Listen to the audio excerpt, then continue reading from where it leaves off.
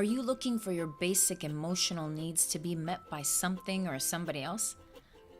I ask because I see this on a regular basis. So for example, I would say that about half of the smokers that I've now hypnotized in my career are people who see cigarettes as their best friend. I mean, I've had people come in here and they start bawling, just in tears, because they're already mourning the loss of their friend. Many of these people have been smoking since they were 12 or 13 years old. Some of them started in college. Regardless of how they started, one of the things that they have in common is that they feel that cigarettes are the best friend that has been there for them through the toughest times, through anxiety, stress, and etc. Now, you and I both know that the reality is that those cigarettes have been slowly killing that person every single time they've had them. But you see, our minds create interesting associations, and so our minds don't see things that way. It's so important for us to be our own best friend and make sure that all of our needs are being met here within us. And this also means having our needs met to the point where we're not looking for somebody else to do that for us. That is the biggest mistake that one can make. The reality is that one must be so happy with oneself and feel so complete with oneself that you're not looking for anything in anything or anybody.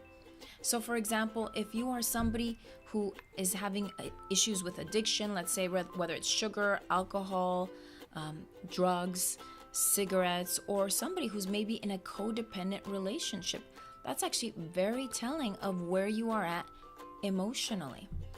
And so if I've described a scenario that you are currently experiencing, then you've got to really work on yourself and make sure that you're good with yourself, that you're not trying to find a crutch to lean on, and that you're using that thing or person as something that is really distracting you from the real issues that are going on inside. People distract themselves all the time. I see this with highly successful people.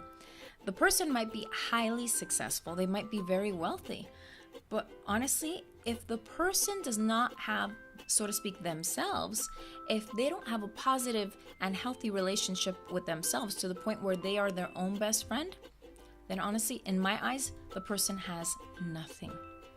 Nothing. You can be the richest person, and if you are not your own best friend, and if you are not committed to yourself, then you have nothing.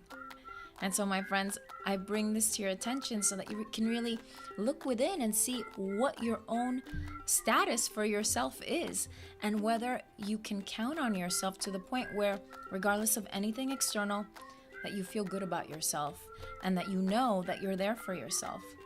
This is really important because when a person doesn't have that self-love and isn't really good to themselves and doesn't feel good about themselves, at some point in their lives, it will catch up with them. It will catch up with them, even if they're highly successful. At some point, that all of those will rear their ugly heads. So, my friends, if I've mentioned something that you're experiencing, I would definitely start working on it, because trust me, those kind of issues, they never really go away. All right, my friends, I hope you're having a wonderful day. I look forward to chatting with you again soon. And I want to make sure to say that if you ever have a particular topic that you are interested in me doing a video on, feel free to write it in the comments area, because I do read comments. Okay? Alrighty, well, have a wonderful rest of the day, and I look forward to chatting with you again soon.